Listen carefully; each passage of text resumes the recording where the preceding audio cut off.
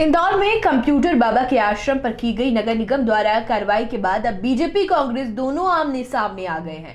जहां एक तरफ कांग्रेस कंप्यूटर बाबा के समर्थन में उतर आई है, वहीं बीजेपी कह रही है कि अवैध कब्जे करने वालों को छोड़ेंगे नहीं। मध्य प्रदेश कांग्रेस के कार्यकारी अध्यक्ष जीतू पटवारी ने सरकार से सवाल पूछते हुए कहा कि क्या कारण है कि रात के अंधेरे में कंप्यूटर बाबा को गिरफ्तार कर कार्रवाई को अंजाम दिया। शिवराज जी डरे हुए हैं कि जब तक कंप्यूटर बाबा शिवराज जी के साथ थे तब तक संत थे, अब बाबा शैतान हो गए हैं।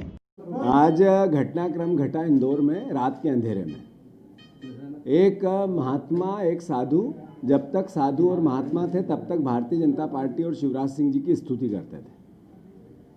कंप्यूटर बाबा नदी न्यास के जिम्मेवारी, नदियों को संरक्षण करने की जिम्मेवारी, नर्मदा नदी की परिक्रमा और नर्मदा नदी का पुनर्जीर्णोद्धार पर जो खर्चा किया, तब तक वो उनकी वाहवाही करते थे।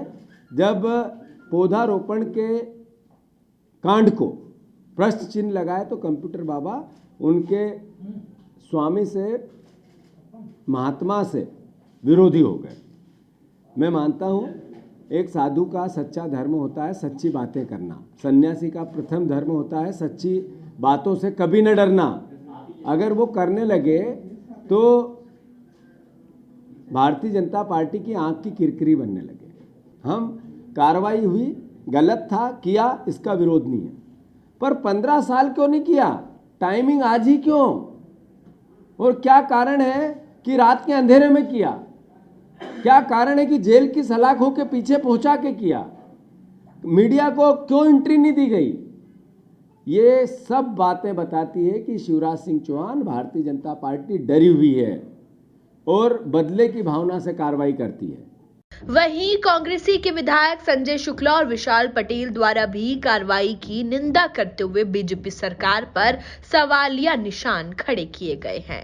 मुझे लग रहा है कि भारतीय जनता पार्टी सरकार बौखला गई है और आदरणीय कमलनाथ जी के नेतृत्व में जो उपचुनाव है 28 कांग्रेस 28 विधानसभा जीत रही है, उससे लग रहा है कि परसों के दिन हमारी कांग्रेस सरकार बनने जा रही है। परंतु जिन लोगों ने भारतीय जनता पार्टी की सरकार का 6 महीने में विरोध किया, उनके ऊपर कार्रवाई रही। आदरणीय कंप्यूटर बाबा ने पूरे प्रदेश के अंदर जो 28 उपचुनाव हो रहे थे, उन सभी विधानसभा उन्होंने दौरा करा और भारतीय जनता पार्टी ने जो नोटों की सरकार थी उसके विरोध में जो काम किया, क्योंकि नोटों सरकार थी, उन्हें वोटों की सरकार गिरा दी और संविधान की जो हत्या की उसके खिलाफ में आदरणीय कंप्यूटर बाबा ने पूरे प्रदेश के अंदर साधु संतों को लेकर ये दौरा किया था। तो उनके खिलाफ कार्रवाई लगातार हो रही थी, इसके पहले भी हमने इसका विरोध किया था।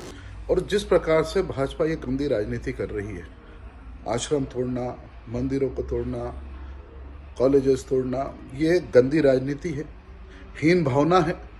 मैं पुनः पूरे प्रशासन को चेताना चाहता हूं कि अगर किसी भी प्रकार का कलोता समाज के मंदिर को अगर थोड़ा भी हिलाया गया, एक ईंट भी हिलाई गई, तो संपूर्ण मैं ही साथ में और संपूर्ण कलोता समाज, पूरा देपालपुर विधानसभा ही नहीं, समस्त जिले के कलोता समाज के लोग रोड पर उतरेंगे और उसकी जवाबदेही पूरी की पूरी प्रशासन को होगी। और इसका जवाब उन्हें देना तो ठीक है, हम ईंट से ईंट बजा के रहेंगे इस प्रशासन की। कांग्रेस की तरफ से ताबड़तोड़ हमलों के बाद बीजेपी की तरफ से खुद प्रदेश अध्यक्ष वी.डी. शर्मा ने सफाई देते हुए कहा कि अवैध कब्जे करने वालों को छोड़ेंगे नहीं। कंप्यूटर बाबा का आश्रम नहीं तोड़ा है, अवैध निर्माण जो है और आपके अवैध जो कब्जे हैं उसको तोड़ने का काम सरकार ने किया है। और एक सराहनीय कदम है कि इस प्रकार से किसी गौशाला की जमीन पर कब्जा करके रखना, उसको तोड़ने का काम किया और वहाँ पर गौशाला ही बनेगी। इसलिए इस प्रकार से जो आरोप प्रत्यारोप कांग्रेस तो करेगी और क्या करेगी, इसलिए ऐसे अवैध जिनके भी इस प्रकार की चीजें हैं वो नहीं छूटेंगी। हार की बौखलाहट है, हार की बौखलाहट तो आप तो आज एक दिन और बचा है, परसों पता लग जाएगा किसकी बौखलाहट है। फिलहाल खबरों में इतना ही। अन्य खबरों के लिए आप बने रहिए मृदुभाषी न्यूज के साथ। लाइक एंड सब्सक्राइब करें हमारे YouTube चैनल को।